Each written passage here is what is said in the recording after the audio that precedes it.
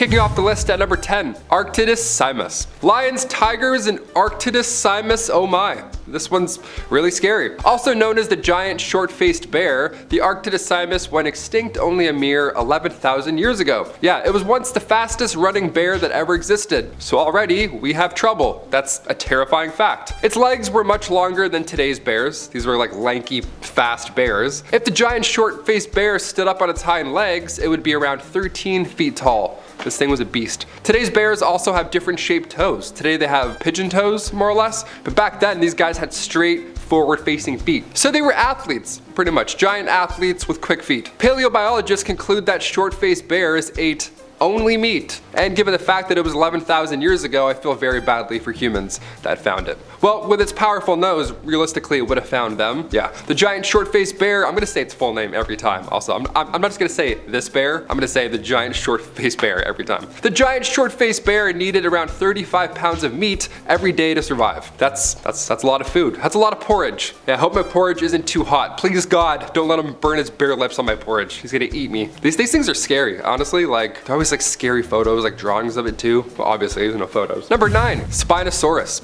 Yes, another Jurassic Park star, and rightfully so. Look at this thing. The largest carnivorous dinosaur of all time, even bigger than a T-Rex. Can you imagine that? 93 million years ago, they stopped terrorizing the lands of what is now Egypt and Morocco. And if you didn't already guess, its name translates to spine lizard, hence the spine stuff. And that spine was quite long. It was its main feature, you know? The Spinosaurus would measure up to 60 feet long, and aside for its back, one of the most notable features is its 6-foot long head. It's got a massive head, man. Its mouth was similar to a crocodile's with straight, sharp teeth, not curved teeth.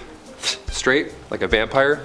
These straight teeth could stab right through anything, any fish, just a big skewer for a tooth, no problem. Paleontologists from the University of Pennsylvania believe that this guy used to swim as well. Nice, even scarier. Because where the first Spinosaurus fossils were found, well, that used to be by Haria Oasis in Egypt, which was a massive swamp. Water or land? I want nothing to do with this guy. Next. Number 8, Mega Piranha. Don't have to say much about this one. What if I just said Mega Piranha and then it was just the next point? You're like, oh, fair. These things, for starters, were much bigger than today's piranhas, obviously, hence their name. They came in at around 1 meter long. They ruled the waters around Argentina around 6 million years ago, so skinny dipping probably wasn't a thing. I hope not. Its bite force was 50 times its own weight, and like I said earlier, Mega Piranha, bigger. This thing was huge. It was bigger, it was badder, it was weightier, had more to it. Mega Piranha would be around 30 pounds on average. Its bite can out-chomp Megalodon any day. Any Tuesday. Even today, the word piranha makes people scared, it makes people anxious. As I was writing this, I was like, oh, I wasn't looking. Because our modern day black piranha, although sure it's only, 2 pounds, its razor sharp teeth can still take a chunk out of you. It's still quite dangerous. Yeah, but they didn't mention any of that in 3D Piranha Double D Part 3 or whatever we're watching now. These things are scary. Number 7,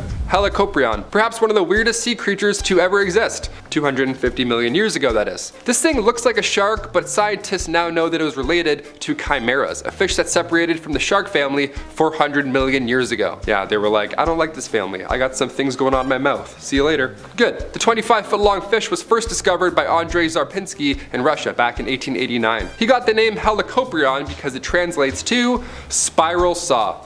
Yeah.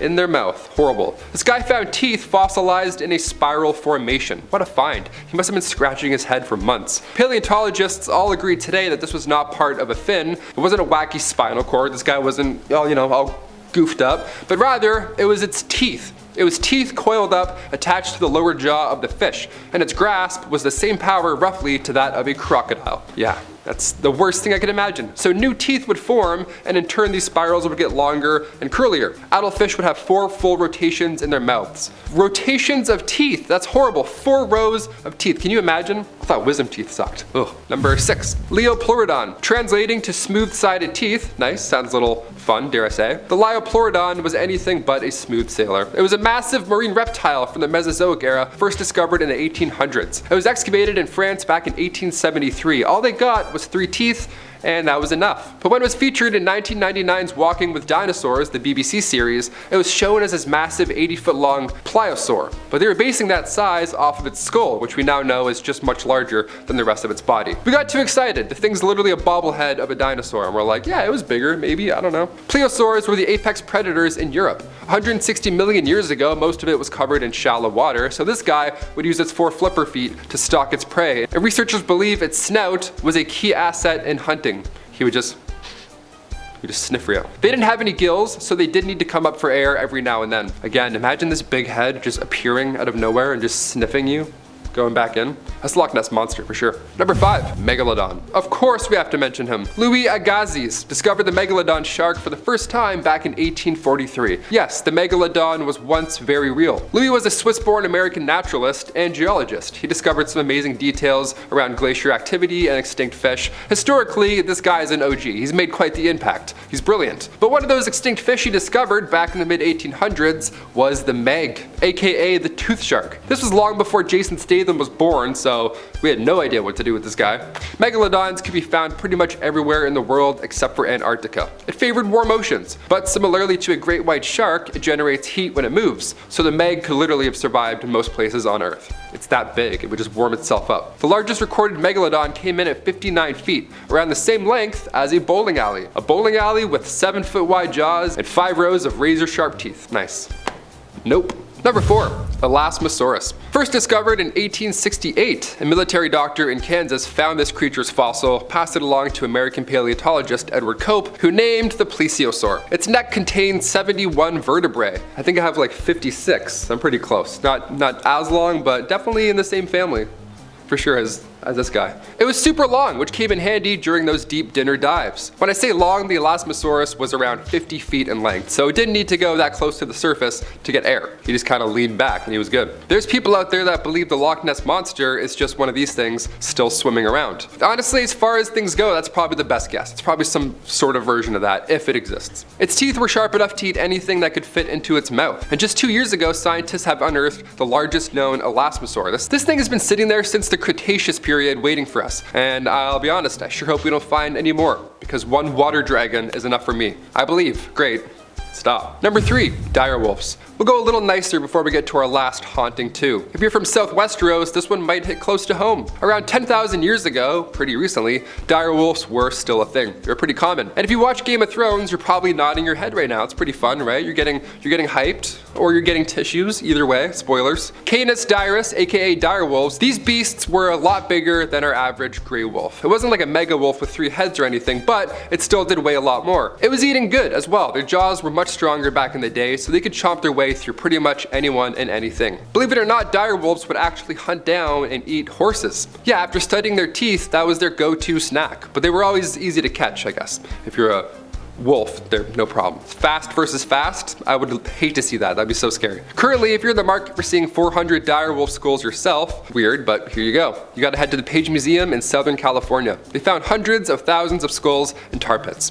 So if you don't believe in these things, here you go, history. To thousands of skulls, ought to change your mind. Number 2, a T-Rex. Tiny arms, massive head, loud scream.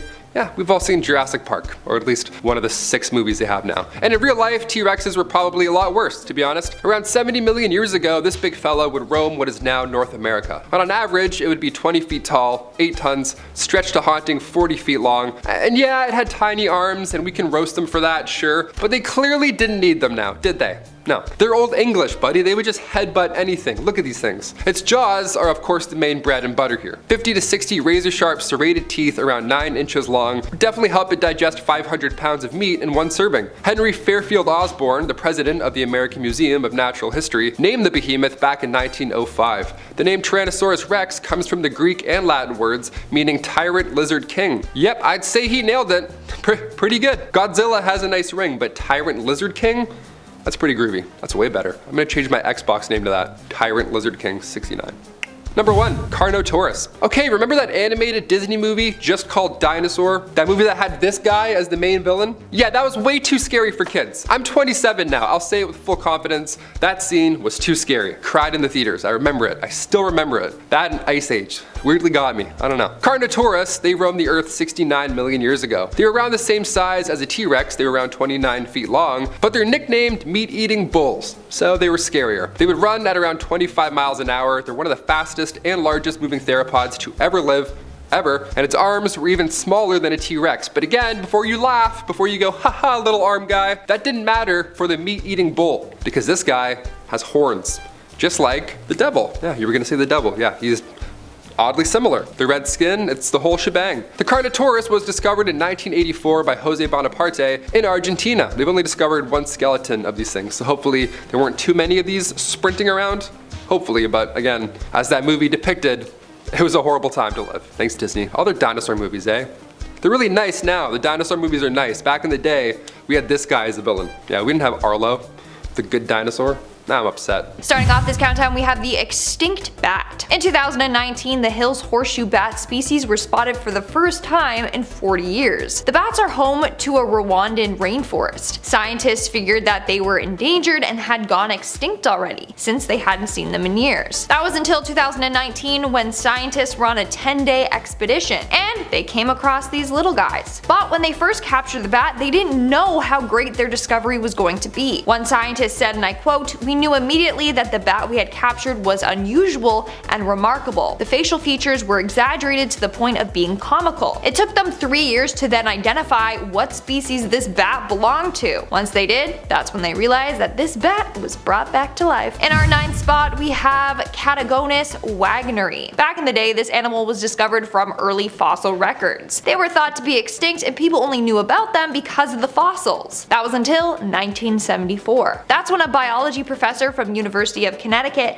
rediscovered them while on a research expedition. In fact, the species was well known to the native people there. However, they are badly endangered. A huge population of them live in a 2,400-acre area in Grand Chaco. They hide out in the bushy, thorny areas so that they're safe from predators and local hunters. Sadly, only approximately 3,000 remain in the world. Moving on to number 8, we have tarsier. Now these guys are undeniably cute. Just look at its eyes, like they're so cute and big for its tiny little body. But strangely enough, scientists still don't know much about them. One of the reasons being is that scientists thought that they went extinct in the 1920s. But in May of the early 2000s, while checking a rat trap that they had set in the forest, scientists discovered that they had actually caught a pygmy tarsier. Sadly, it had died in the trap. But that's what let them know they were still alive, minus that one. Then in 2008, researchers found a family of them in Lore Lindu National Park. Nowadays, it's believed that there are only 5,000 to 10,000 of these animals in the whole world. And that number is sadly falling again instead of rising. Now this is because these little creatures don't live too long in captivity. In fact, when they are in distress, they apparently try to take their own lives. So that's a reason why it's hard to look after these little guys and keep them off the endangered list. In our 7th spot today, we have the goblin shark.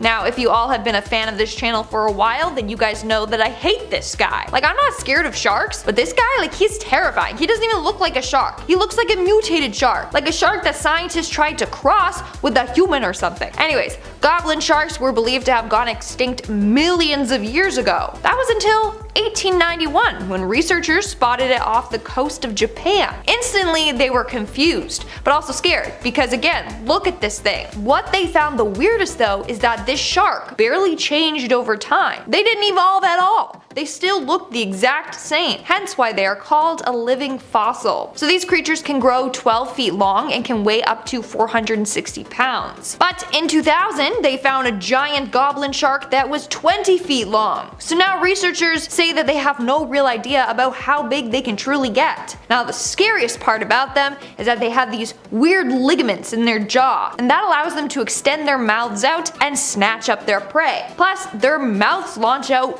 pretty fast. That's also why it makes their mouth look so creepy, you know? In our 6th spot, we have the tequila fish. And it's a very interesting name for a fish. I hope their relatives are called the vodka fish. So these fish disappeared from the Mexican wild in 2003. This was due to pollution and invasive species. People thought there was no hope, that these fish were just gonna die off. But turns out that conservationists were able to bring them back to life after a decades-long operation. Basically, scientists at Michoacana University in Mexico took 5 pairs of these fish in 1998. They then kept the fish safe, studied them, and then they made them reproduce to develop a larger colony. After 4 years in artificial ponds, scientists were able to increase these 5 fish to 10,000. However, only 1,500 were released back into the wild. And apparently, the released fish are thriving and reproducing out in the wild. We're now at our 5th and halfway mark with the coelacanth. You're not gonna believe this, but these fish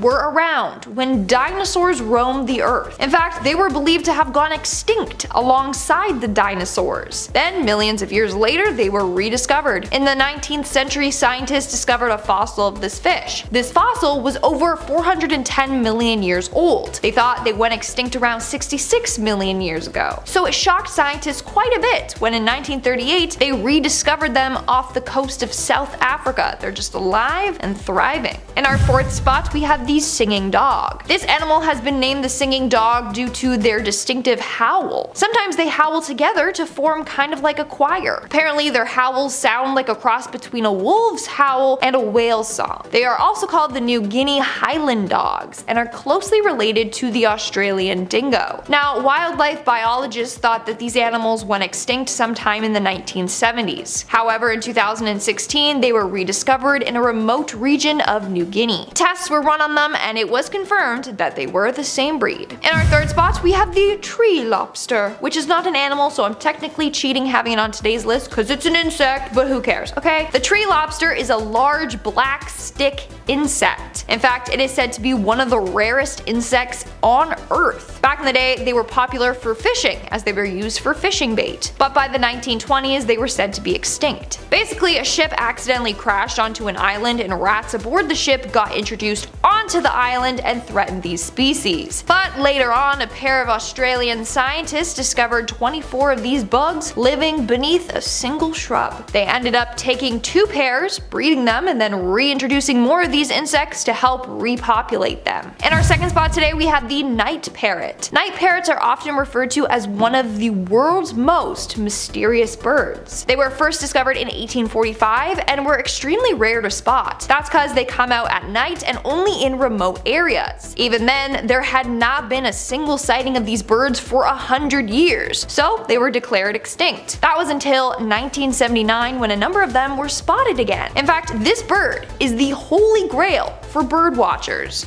Some spend decades hoping to get a glimpse of this bird up close. And in our number 1 spot today, we had the Kashmir musk deer. But I like to call them the vampire deer because they have vampire fangs. So these deer are native to Afghanistan, India, Pakistan, and western Nepal. It was believed that they went extinct in 1948 until they were rediscovered in 2009. However, they are badly endangered. It's said that there are less than 5,000 musk deer throughout the world. The main reason being is because they are a very popular target for hunters. Hunters like to kill them for their musk glands, which are often used in perfumes. They are said to be a rare aphrodisiac and can sell for around $45,000 per kilogram. Now, it is illegal to hunt for them, but that still doesn't stop people. Starting off this list, in our number 10 spot, we have the woolly mammoth. We would certainly be missing a very important animal on this list if we didn't include the woolly mammoth. These guys were of course a species of mammoth, and in fact, they were one of the last in line of mammoth species. Because of the fact that in both Alaska and Siberia there were frozen carcasses discovered, they're actually one of the most well-studied extinct creatures. Exactly why or how they were driven to extinction is widely debated, and another thing people like to debate is whether or not we should try and bring them back. There was a genome project completed in 2015, and since then it has been proposed that the species could be revived through a few different means, but no one yet has taken the leap. Here's the thing though, there's a new company that is pretty set on de-extincting woolly mammoths, and they have a new investor. This investor is called In-Q-Tel, and they are registered as a non-profit venture capital firm that is funded by none other than the CIA. They claim that the interest in this company is less about mammoths and more about the capability to do such crazy projects. What do you guys think about reviving extinct animals? Are we on board? Are we terrified? Let us know down below in the comments. Number 9. Passenger pigeons. The passenger pigeon once ruled the skies over Canada as recently as the 19th century. Billions of these bright orange birds would paint the skies, but only a few decades passed and passenger pigeons are gone. They're just no more. Now we have the pigeons that follow you onto the subway, you know? What happened, right? The very last passenger pigeon was Martha. She passed away in the Cincinnati Zoo back in 1914. So we took a look at her DNA to see if Martha held any secrets to her past, and lo and behold, they discovered Martha had a low genetic diversity for such a growing population. Natural selection and hunting eliminated arguably the coolest looking bird alive. Well, not alive anymore. The last one died in 1914, but in 2019, paleontologists found remains of the pigeon in protected indigenous lands in Canada in the Northwest Territories. They blended passenger pigeon DNA with Archaeopteryx dinosaur DNA. So that's science for you. We're bringing back pigeons with a hint of dinosaur. What could go wrong? In our number 8 spot today, we have the western black rhinoceros. The western black rhino was a subspecies of the black rhinoceros, and they made their home in the savanna of sub-Saharan Africa. These guys were unfortunately the victims of poaching, which led to their rapid decline. Isn't that a bit ironic? People got so greedy trying to kill these incredible animals so that they could make money off of them, and now they can't make any money off of them because they killed them all. What a genius business plan. Anyways, this species first originated around 7 to 8 million years ago, and for most of the 1900s, it was the highest population of rhino species. That all changed, however, as from 1970 to 1992, the population of black rhinos in general decreased by 96%. Other than poachers, another main culprit for the decline was farmers who killed the animals to protect their crops that were placed close to rhino territories. The last sighting of a western black rhinoceros was in 2006 in Cameroon's northern province, and sadly the subspecies was officially declared extinct in 2011. Number 7. The great auk. Once thriving in colonies off North Atlantic coasts, the great auk would grow to 30 inches long, and its tiny wings would only be used to swim. Their wings were about 13 centimeters long, and they were so cute, and obviously, just looking at them, they were quite defenseless. I don't know if you could have picked up on that, yeah. You could probably take them. Very cute, very defenseless, you get it. Around the 1500s, European fishermen discovered this perfect area for hunting. And sadly, it just happened to be where most, if not all, great auks were living. Newfoundland looked like the iceberg and club penguin. It was kinda, dare I say, perfect. Unless you were, of course, a great auk. You were eating good if you were a fisherman, so the number rapidly declined, and by 1950, the last 2 known specimens ever were hunted by a single fisherman on LD Island, just off the coast of Iceland.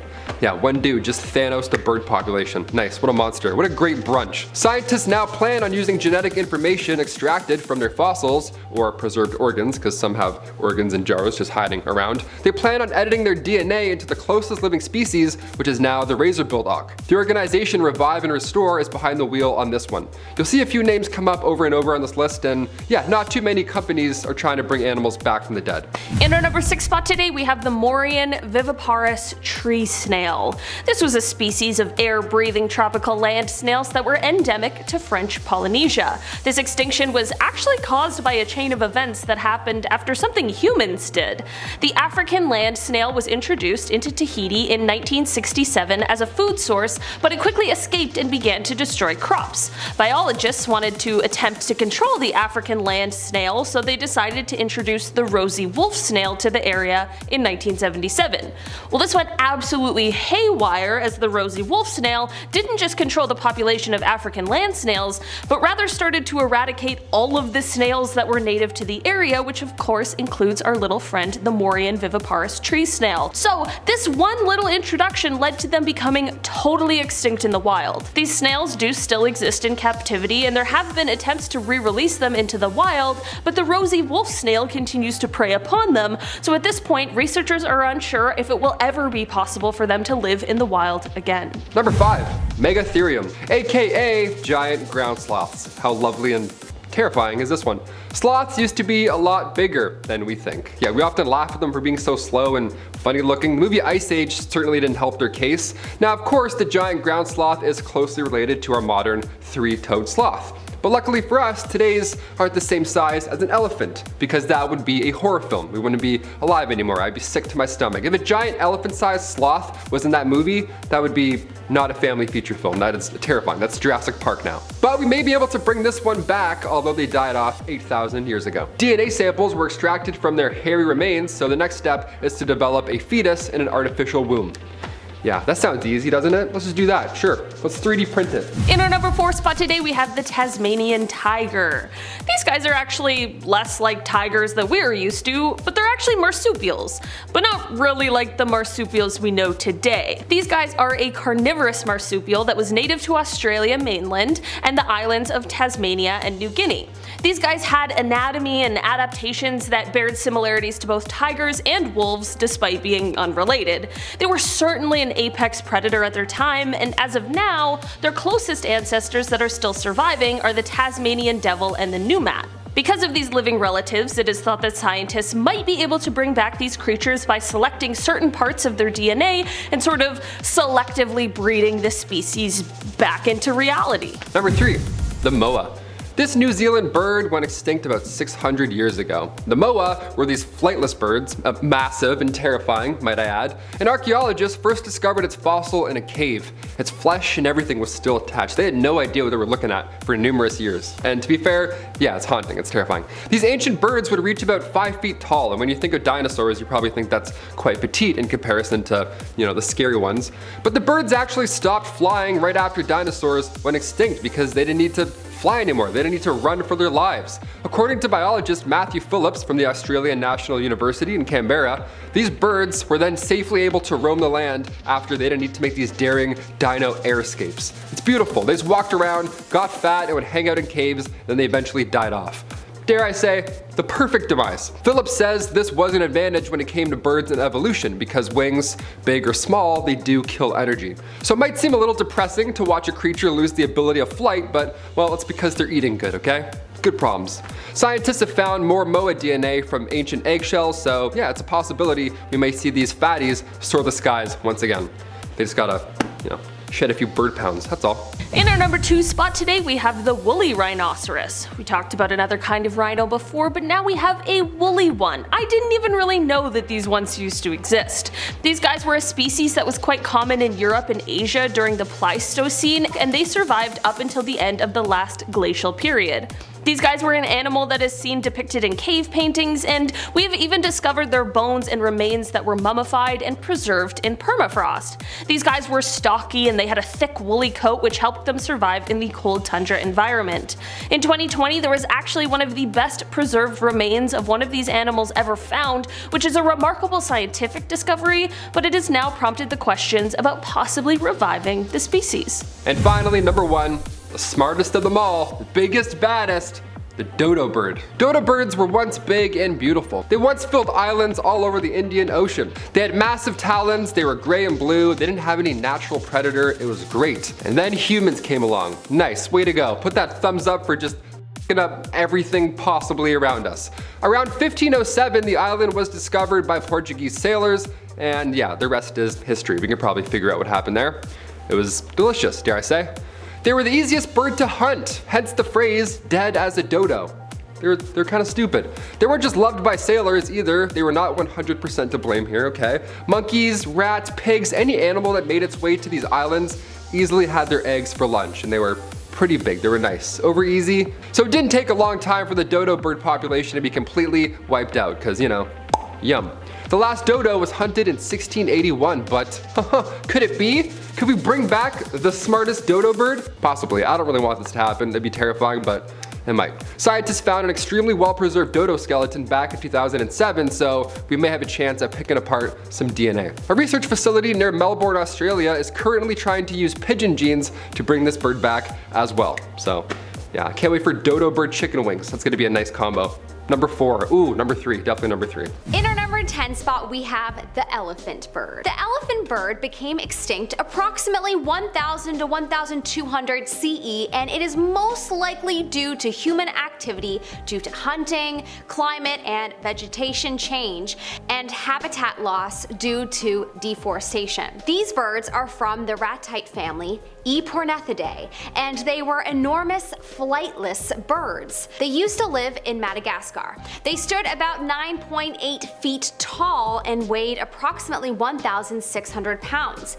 Their closest living relative is the kiwi bird. It is said that they most likely ate low-hanging fruit, even though they look like they could gobble you up in one go. I would have personally thought them to be carnivores, but thankfully not. I would be fine if scientists brought them back. Any herbivore, is fine, but if they pulled a Jurassic Park on us and brought back the carnivores, then I would not be okay. In our number 9 spot, we have the Pyrenean ibex. The Pyrenean ibex was basically a wild goat. When people say that they love goats, I'm always a little perplexed. Why? Just why? Watch my dad will for sure watch this episode and will say something like, "Hey, I love goats," and yes, he does indeed. I don't know why. He's always sending me goat videos when he goes to his friend's farm. I shall never understand. Anyways, this wild goat was 5 feet long and apparently 30 inches tall. It was found in southwestern Europe, and the species died out in 2003, which is really not that long ago. I was 13. Shoot, I need to stop giving away my age. I mean, I was just born. Anyways, the last goat was born and died 7 minutes after its birth due to a lung defect. Hunting, inbreeding, and other factors basically caused this goat's extinction over time. Honestly, it's a bit of a shame that this goat no longer exists because it looks rather majestic, much more classier than regular goats. In our number 8 spot, we have the Chinese river dolphin. It breaks my heart to think that a species of the dolphin might be extinct, but sadly it is. The Chinese river dolphin, known as the baji, sadly went extinct in 2002. It primarily lived in freshwater rivers, primarily in the Yangtze River. The main reason for its extinction is due to the impact of humans.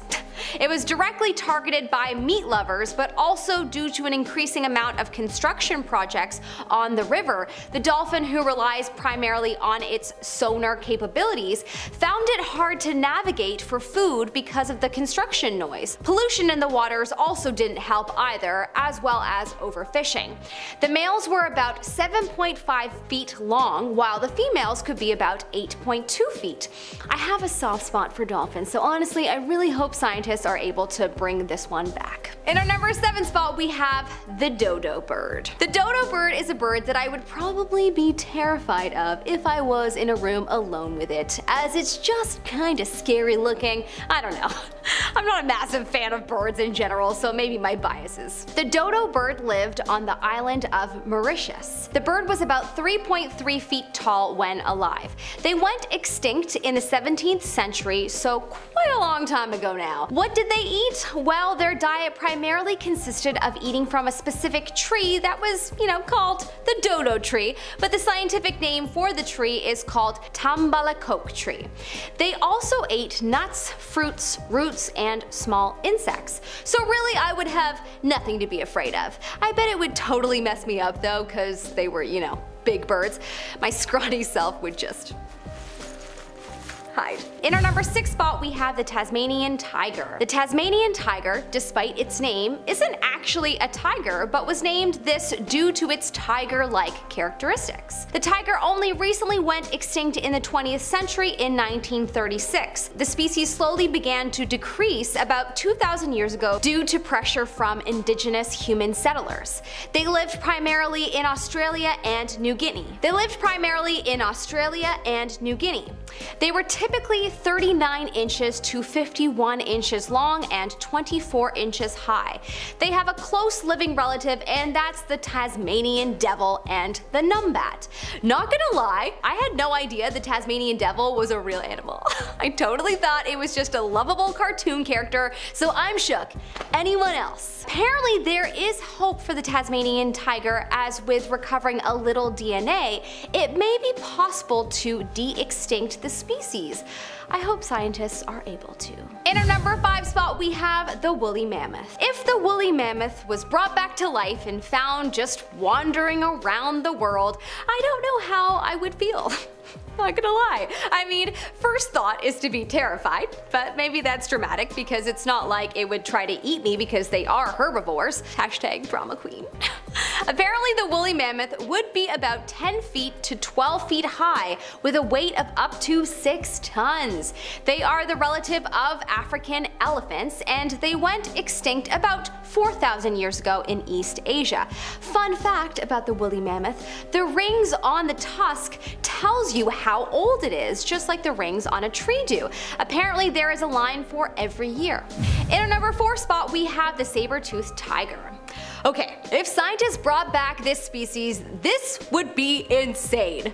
But do we really need another predatory species that want humans to die? We already have to deal with, lions, tigers, and the reptiles in our government, so I think I speak for all of us when I say this isn't necessary.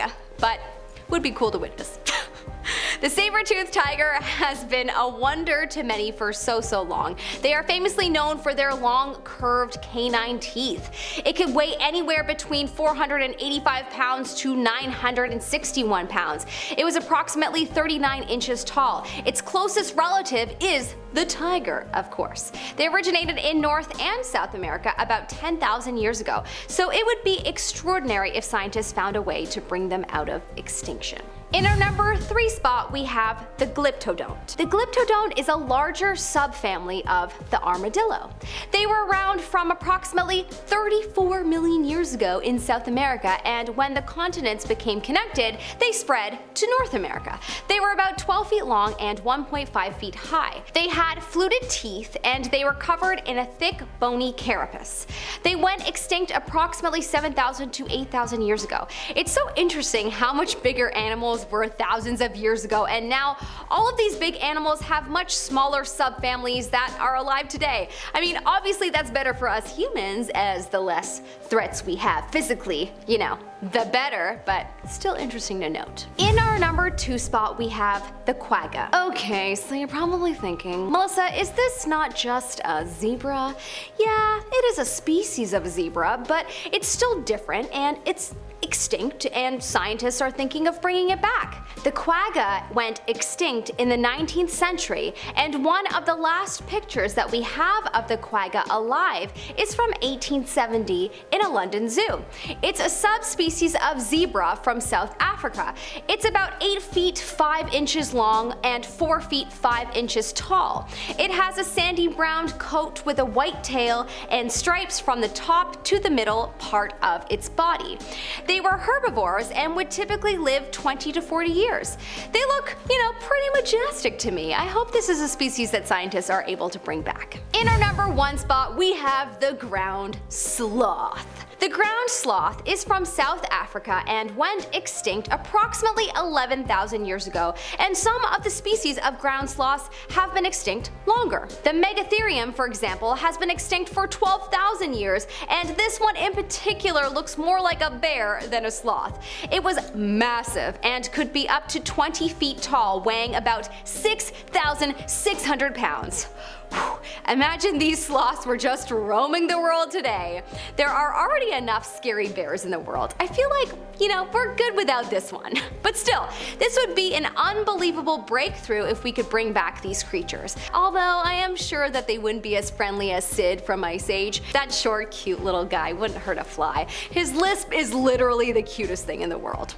But anyways, would be cool if they came back. Number 10, the woolly mammoth. It was announced that not long ago that a team of scientists and entrepreneurs announced they were trying to bring back the woolly mammoth back to life. No zoo will ever be the same again, or smell the same for that matter. A company called Colossal is responsible for this colossal project. The brilliant team of scientists are planning to bring the woolly mammoth back to life by creating an elephant embryo made of mammoth genomes. Pretty cool. Have you ever seen Jurassic Park? I feel like they haven't seen Jurassic Park. It's kind of a bad idea. The last mammoth to ever live was 7,500 years ago, but what if we had these hairy Goliaths back again today? The Siberian tundra thousands of years ago was once full of woolly mammoths, but climate change began to slow them down. It also didn't help that humans needed food. And these guys could surely feed a family of 4. Mammoths also provided warmth, which was perfect for early humans. It's pretty cold out there. Genetics company Colossal raised over $15 million to try and bring this animal back to life. But should they? Number 9, the woolly rhinoceros. Yeah, since we're on the woolly train, what better time to mention this hairy beast? The woolly rhino. I oddly want to pet him. Just one brush. Once upon a time, these rhinos were common throughout Europe and Asia. They were well prepared for the cold tundra. They had a thick blanket of fur, just like the old woolly mammoth. So no ice age will stop this rhino. I mean, it didn't help them out, but it was mostly humans needing food and warmth that led to their extinction. But cut to 14,000 years later, we're trying to apologize. We're trying to make it up to them by bringing them back to life. Hi, you exist now. Isn't that great? To a world that's even more harsh. Yeah, remember when it was cold? Well, now it's really warm. Good game, rhinos. Might want to go get a haircut. The same company responsible for the Mammoth Project is also trying to bring back this hairy boy. I mean, I'm all for science, don't get me wrong, but if these species died off that long ago, will highways help? Probably not. Number 8, the Heath Hen. That's interesting, I don't know anything about that. Here we go. Finally something that isn't the size of a minivan. I'm already excited. The Heath Hen we lost quite recently actually, which of course is sad. We're losing birds rapidly, especially in North America. Our prairies are shrinking and they're being converted to agriculture. By 1870, the only remaining Heath Hens were protected in a vineyard, or a vineyard. I'm not sure how that's pronounced. But sadly, when 1932 rolled around, those fluffy dudes were no more. Also, Thanksgiving dinners didn't help. I get hungry sometimes. Yeah, we ate another animal to extinction. I'm seeing a pattern here. However, all hope is not lost for the Heath Hens, hence the title of this list. A company called Revive and Restore, good name, they're trying to get these hens back to the sky rather than back on our plates. They've been working with the community since 2014 with some scientific help from the prairie chicken. Before we continue, if you haven't done so already, go check out our sister page Bumblebee. Taylor and I break down top 10 lists, but it's all ancient history, medieval stuff, lots of knights. Lots of knights. We love knights here, and castles. So make sure to check out our Bumblebee Facebook page for more, and maybe some behind the scenes content. I'll see you there. I'll see you there. Maybe some Wild West stuff too, you don't know. Maybe some yees or haws. I don't know. We may have done some yees haws. Yeehaw. Thank you. That was great. Thank you a lot. Number 7, great auk. Once thriving in colonies off North Atlantic coasts, the great auk would grow up to 30 inches long, and its tiny little wings would only be used to swim, so don't get too excited. These little balls of fluff did not fly in the skies. Their wings were really tiny. They were like 13 centimeters long, just little...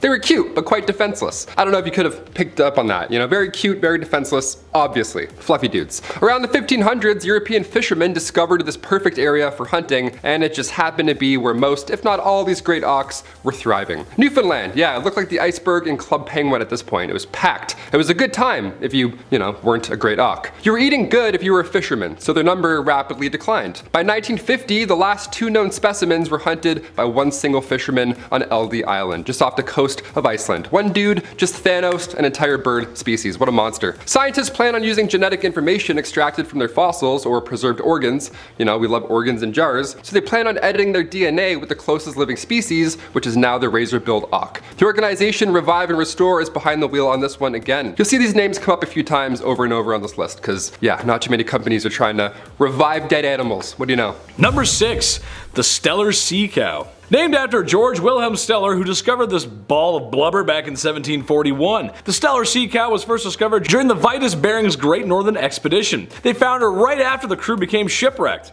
Just when you thought it couldn't get any worse. Here's a surprise sea cow to confuse you. Good luck! They were quite common millions of years ago, but sadly, and unsurprisingly, they were no match for humans. They only swam about a meter deep, so they were quite easy to hunt. George Steller assures that these creatures were made of pure love. They had strong bond with their families, which made it even easier to hunt. That's sick. Taylor.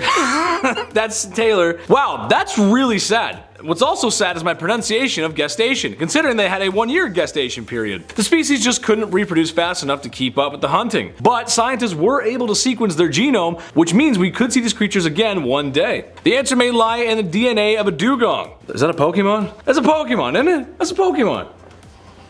Number 5, the dodo bird. So dodo birds were once big and beautiful. These flightless ground nesting birds once filled the islands of the Indian Ocean. They had massive talons. They were pretty scary. They were gray and blue, so they were beautiful. They didn't have any natural predator, right? This sounds great. No natural predator until we came along, of course. Around 1507, the island was discovered by Portuguese sailors, and the rest, yeah, you can guess. The rest is history. They were the easiest bird to hunt. Hence the phrase dead as a dodo, right? They were easy to take out. They weren't just loved by sailors either. They were not 100% to blame here, okay? Monkeys, rats, pigs, any animal that made its way to the island just had their eggs for lunch. It was so easy. So it didn't take a long time for the dodo population to completely be gone. The last dodo was hunted in 1681, but could it be on this list? Could we bring back the dodo bird today? Hopefully, I mean maybe, I don't know. Scientists found an extremely well-preserved dodo skeleton back in 2007, so we may have a chance of picking apart some DNA. A research facility near Melbourne, Australia is currently trying to use pigeon genes to bring this bird back. Again, I'm all for science, I'm all for bringing animals back to life. You know, scientifically, that's a feat in itself, great work, we love it. But do we really think no one's gonna make dodo bird chicken wings? That's a problem waiting to happen. As soon as I said it, you were like, oh, that would be pretty good. Number 4, Pyrenean ibex. I'm just as confused as you guys are. That Pyrenean ibex went extinct 22 years ago. Last one was seen in 2000, my friends. The last one was a female named Celia. That's so nice. A falling tree sadly killed her. Oh my god. That's horrible.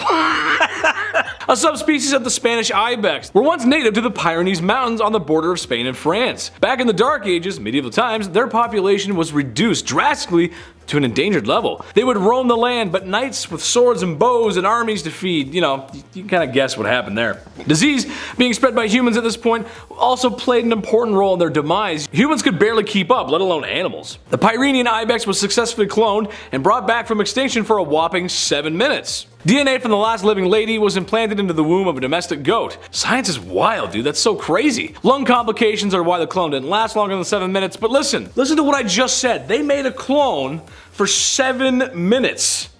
It's a start. Number 3, the Tasmanian tiger. Once native to Australia, classic, the Tasmanian tiger, also known as the thylacine, you have to say that in an Australian accent, the thylacine. It was a massive thylacine. I'm gonna say it all day now. It was a massive carnivorous marsupial that went extinct around the 1930s. So major factors here, as you probably have guessed, climate change, hunting, and its genetic diversity wasn't all too great. It's sad on one hand because these beautiful creatures disappeared so recently, but it's recent enough that we have a shot at bringing them back. Yeah, just back to life. Hi, that was a close one. Go hunt. Yeah, imagine looking outside and seeing this thing on your front yard. Are we ready for this? I can barely handle like deer in Canada. I don't know. Squirrels, black squirrels, they're scary up in Canada. I don't know. Thank God for those jars though. About time we open those up. Some jars of organs, classic. Already we have some of the Tasmanian tiger genes present after scientists, you know, inserted them into a mouse fetus and they're just waiting to see what happens. The Australian Museum has been working hard to bring this beast back to life and they're close. They're only still lacking the DNA fully to recreate it. So if you have any jars of Tasmanian tiger parts, comment down below, hit that thumbs up, let us know.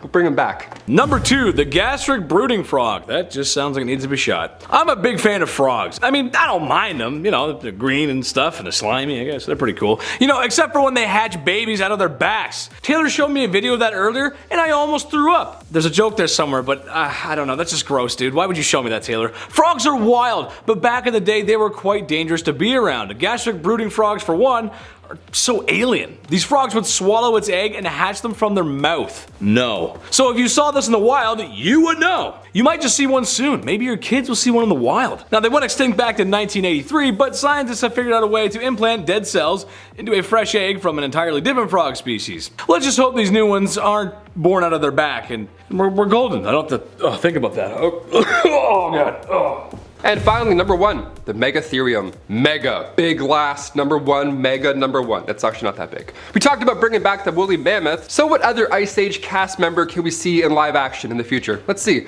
Perhaps the Megatherium, aka the giant ground sloth. Yeah, they're kind of cute. They're scary, but they're pretty cute. They're slow and cute. Sloths used to be a lot bigger than we think. We often laugh at them for being so slow. The movie Ice Age sure didn't help their case as the dodo birds. Of course, the giant ground sloth is closely related to our modern three-toed sloth, but luckily for us, today's sloths aren't the same size as an elephant. Yeah, because that would be a horror film, wouldn't it? If a giant elephant-sized sloth started to slowly climb a tree outside of my house, I'd be sick. I wouldn't wake up. I'd be like, that's it. I had a heart attack. That's the scariest thing I've ever seen. We may be able to bring this one back, although they died off 8,000 years ago, it's still possible. Anything's possible with science and a little hope and fear. DNA samples were extracted from their hair remains, so the next step is to develop a fetus in an artificial womb. That's the hard part, so keep in tune for that. Keep in tune for that. That's the thing we like to say here. Keep in tune, guys. Keep in tune for part 2. At number 10, we have the saber-toothed tiger. Everyone knows this guy. I mean, he's one of the main characters in the Ice Age movies. By far, one of the most famous extinct animals ever. And they weren't something you want your dog to play around with in the backyard unless you want to traumatize yourself. These things were big, with the larger ones being around 8 feet long and clocking in at 660 pounds. Holy crap. Could you imagine this thing chasing you down?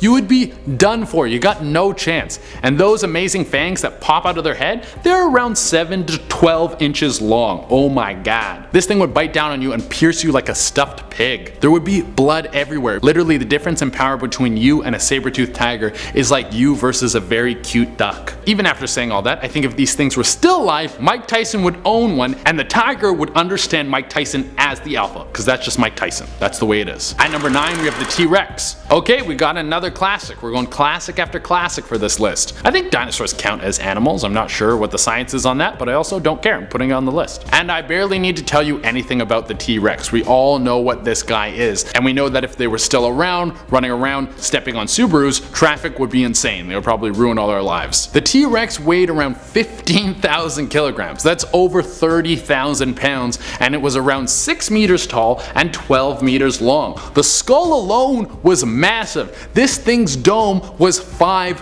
feet long. It was bigger than that guy who got pissed off in that New York bakery. Go ahead and attack me, big. Oh my god. Oh my god. I just wanted bagels. I'm never getting tired of that clip. I'm gonna put in so many videos. I want you guys to know that. Also, this thing could eat 500 pounds of meat in a single bite. Yeah, I know they look cool, and in theory Jurassic Park would be fun, but I'm happy that this massive monster is bones now. At number 8, we have Caprisuchus. Okay, so now we're getting into the weird stuff. The Caprisuchus was basically a giant alligator with long legs. So you know how alligators and crocodiles are scary, but not really scary because they're kind of slow and lumbering? Well, imagine if you slapped some Usain Bolt legs on the bad boy and made them way bigger. Well, now you got a croc that can zip around like an Uber Eats guy trying to put his kids through college. And its jaw is big enough to swallow up their student debt. And legend says they were also wonderful dancers. At number 7, we have Gigantophitecus. Also known as Big Monkey Man among scientists, this thing is basically Bigfoot. It's related to orangutans, so picture a ginger Bigfoot that is 3 meters tall and has a right hook that can cave your head in. These dudes were insanely strong. They had the relative strength to chimps, meaning you know how strong a chimp is for how small it is. Well, imagine a chimp that was 9 feet tall and weighed 1,200 pounds and had the strength to match. It could probably bench press 2 Honda Civics and the entire unmarked VHS collection in R. Kelly's house. That's a lot of weight. Yo, killing me with this! It's unknown what made this guy disappear, but a lot of people think it's because they started getting hunted by humans. We might have been hunting them for food, or it might have been just foresight on the side of our ancestors. If we let these guys evolve alongside with us, they would be dominating all the sports right now. At number 6, we have Gorgonops. So I'm just learning this now, but they were terrifying creatures even before the dinosaurs. I'm not surprised I didn't know this. I'm not a very bright person. The only things I really know about are video games and how to make very nice pancakes. Those are my only 2 skills. Beyond that, I'm useless. But this thing was king of the world way before the dinos were even a thing. Gorgonops holds the title for having one of the best names of all time and being one of the most dominant apex predators ever. It was kicking around 260 million years ago. It kinda looks like a cross between a bear and a lion and a crocodile, and it had massive teeth that it would use to destroy all its prey. Nothing stood a chance against Gorgonops. Y'all afraid of sharks? Well, you're gonna love this next one. At the number 5 spot, we got Megalodon. This is one of the biggest sharks that we know ever existed. It's massive, and its heart was powered by orphan blood. These things were huge, dude. Some Megalodons would grow up to 60 feet long. That's bigger than the Hollywood sign. If you're caught in open water with this thing, it would be like popping a juicy zit on your back. You'd explode into blood in no time. The crazy thing about this one is that there are Megalodon truthers out there that think this thing still exists. They believe hidden away in the deep somewhere are megalodons that roam, waiting to strike back and ruin everyone's summer vacation. Think about that next time you're going out for a nice little swim. At number 4, we have Pulmonoscorpius. Okay, this one by far is one of the grossest ones we've had on the list so far. This thing is a scorpion, except it was 3 feet long. Ugh. Yeah, no thanks dude, it's disgusting. And it has all the regular things that scorpions have. Big ass claws, 8 gross legs, a bunch of nasty eyes, a tail that's full of venom that can kill you in a very painful fashion. Yeah, this one's a big no thank you for me. It would take a lot more than a can of Raid to kill one of these things. Could you imagine one of these things working its way into your home? I wouldn't know if I'm supposed to kill it or adopt it. It's basically like a super gross dog. I feel like everyone watching this video is like, oh, those things would have been gross. And everyone in Australia is like, oh, gimbal gambles? We have those things every winter. At number 3, we have the Titanoboa, a big old snaky thing that's basically a giant boa constrictor, like massive, like 60 feet long, could swallow a car whole, and this thing still operates like a regular boa. It would crush its prey to death. What's the PSI on this thing, dude? It would have been crazy. It probably has enough grip strength to turn a piece of coal into a diamond and then crush that diamond into dust. It was super jacked. Like a giant flexible bicep waiting to squish things into a nice bite-sized package. This guy weighed around 2,000 pounds, bro. 2,000. If you're afraid of snakes, you probably already turned this video off, but you could imagine getting crushed by this thing. You wouldn't stand a chance. Your head would fly off like when you put Mentos in a Diet Coke. At number 2, we have a Theropleura. Yeah, we're keeping it gross with some more bugs. A Theropleura is a 10-foot long centipede that might have been too big and gross to have many predators. Imagine a centipede that is so big no one messes with it. It roams around freely with no laws, doing whatever it wants, not afraid of anything. That sounds like a nightmare come to life. These things have massive pincers for eating and could easily slice through your flesh. If it was a battle between one of these big, multi-legged freaks and John Bones Jones, I might take the bug. I'm just glad I live in a time where only house centipedes are a few inches long. If I came home to one of these things, I would probably have to put it on the lease. At number 1, we have terror birds. So picture an ostrich, but bigger, which is kind of the theme of the whole list. Everything used to be bigger back then. And then we came around and everyone had to make room. Yeah, that's the kind of things we are. Humans, we take up space. So these things are like an ostrich, but they're 9 feet tall and they have razor sharp claws on their feet that they would use to easily slice into their prey's flesh. These terror birds would weigh around 340 pounds. It's a big ass bird, dude. And they could move at around 30 miles per hour. And to top it all off, they were carnivores. That's great. Thought that they would commonly prey on prehistoric versions of horses. These dudes would slash Seabiscuit's throat in a second and not even think twice about it. I'm not surprised at all that these things existed. We all know how mean a goose is. For sure its ancestors were these monstrosities running around killing everything. That's what every goose wishes it could do today. In at number 10. Whoa, that guy's fast. What is that? His nose is like so long. Is this real? I don't even know what that is. I don't even know how to research this little guy. Okay, well apparently that was the elephant shrew, last known to be seen over 50 years ago, but it was rediscovered in August of 2020. These mighty little mouse-like creatures are thriving in Africa. Pretty cool something so small was able to evade a full extinction. Next up at number 8, the terror skink. Thought once to be extinct. Well, this video shows a man who found one in Caledonia in 2018. These little things were said to be the T-Rex of their time. Serious meat-eating predator reptiles. They got their name from their mouthful of sharp teeth. So this skink is the top predator here on this island in New Caledonia. There's no doubt that this guy is the T-Rex of this island. Number 7. Is this real life right now? What is that? There's no way that thing existed in our life. Like, what world was that real? And those sharks, to like, when they eat things, their mouths come out of their mouths and it's just like, it's so horrifying. Here's another picture. I mean, it looks like it's real. Apparently these things went extinct many years ago, but now it has been rediscovered. This last picture right here looks so real, and it looks like it's kind of like slimy. And this one doesn't look like it was taken in the water. This one looks like it was captured, it was taken out of the water. But you can see what I'm saying about like the mouth. I'm not sure where it begins and where it ends. But is it just me, or is its teeth like exactly spaced out? Kind of creepy, sharp teeth. I'd be scared if I was like swimming and I saw one of these. Okay, so the images that we were seeing is actually the goblin shark. You guys can search it online, you guys can see so many more pictures of this. Well, it was actually said to be extinct over 125 million years ago. But like other deep sea creatures, it didn't actually disappear, it didn't go extinct. It just hid in the depths beyond human discovery, and it is said to be back and is thriving. These pictures were taken from National Geographic in 2020, so just months ago. It was actually in August. So the images you're seeing is legit. Moving right along to number 6, move on murder wasp, Wallace giant bee, or the mega chili Pluto is said to be back in action. In 2018, 2 of these bad boys were available for the highest bidder, and none other than eBay itself, the place where we're buying Pokemon cards. I just came across a Charizard, 25 grand. Should I buy it? Okay, so apparently you can buy this creature, like you can make a transaction if you have $9,000. In 2019, a single female was found in a termite nest and reopened the species as no longer being extinct. Well, here's a clip that I wanted to share with you guys. So 100% authentic and to scale. Okay. Maybe not, but could you guys imagine like that was the size of the killer bees? Like just absolutely massive. Moving right along, number 5. What sound does a deer make? Go in the comment section and tell me. I don't know how you're gonna tell me a sound. Like, well, a cow would just be M-O-O-O-O-O. For a deer, I don't know how you would type out the sound of a deer, but we're not bringing you just any deer on this list. The Kashmir musk deer has been endangered, extinct, and back to endangered again. I mean, how does this even happen?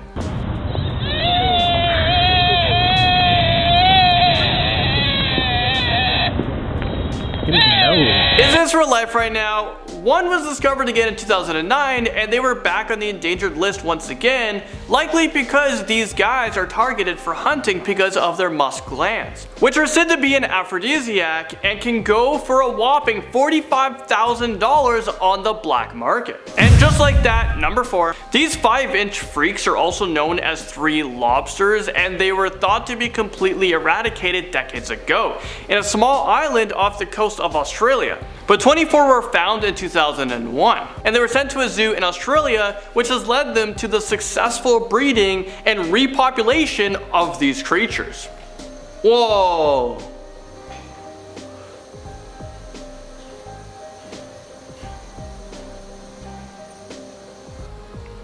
That's like a stick insect, right? What does that remind you of? It's like a, I don't know what it is. But it's just so creepy. Okay, well obviously that was the tree lobsters. You know what, it kind of looks like it has like the scales of a lobster. The tree part is like the tree stick thing that I was referring to. Yeah, you guys are seeing a picture right now of those stick insects. They're pretty cool, but I don't know what they do. I don't know much about them.